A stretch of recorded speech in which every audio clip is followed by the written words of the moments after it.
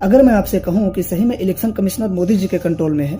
तो इससे पहले कि कुछ लोग नीचे कमेंट करके अपना ज्ञान देने न लग जाएं, अगले 60 से 90 सेकंड के अंदर मैं आपको यह क्लियर कर दूंगा कि सही में ऐसा ही है। दरअसल 2023 से पहले होता यही था कि देश के तीनों इलेक्शन कमिश्नर के पास इक्वल्स वोटिंग राइट्स हुआ करते थे और इन तीनों का चयन करने का जिम्मा केवल और केवल देश के प्रधानमंत्री के पास यानी नरेंद्र मोदी जी के पास हुआ करता था। लेकिन बात तब बिगड़ी जब इसी मैटर को लेकर के सुप्रीम कोर्ट में एक केस होता है, जिसमें सुप्रीम कोर्ट का यह फैसला आता है कि अब से तीनों इलेक्शन कमिश्नर की नियुक्ति में देश के prime minister, leader of opposition और चीफ जस्टिस ऑफ इंडिया शामिल रहेंगे। यानी सीधी भाषा में समझिए तो एक हमारे प्रधानमंत्री जी हो गए, दूसरे लीडर ऑफ ओपोजिशन के रूप में राहुल गांधी जी हो गए और तीसरे चीफ जस्टिस ऑफ इंडिया के रूप में सुप्रीम कोर्ट के जज साहब हो गए। और ऐसा इसलिए किया गया था कि अगर केवल सरकार ही इलेक्शन कमिश्नर की नियुक्ति करता है तो यह संभव है कि देश में निष्पक्ष रूप से चुनाव न हो पाए। लेकिन ये बात मोदी जी को हजम नहीं हुई और ताबड़तोड़ में 2023 में उन्होंने एक बिल ला करके इस जजमेंट को ही पलट दिया, यानी इस फैसले को ही पलट दिया और 2 जनवरी 2024 को इसे लागू भी कर दिया, जिसमें लिखा यह गया था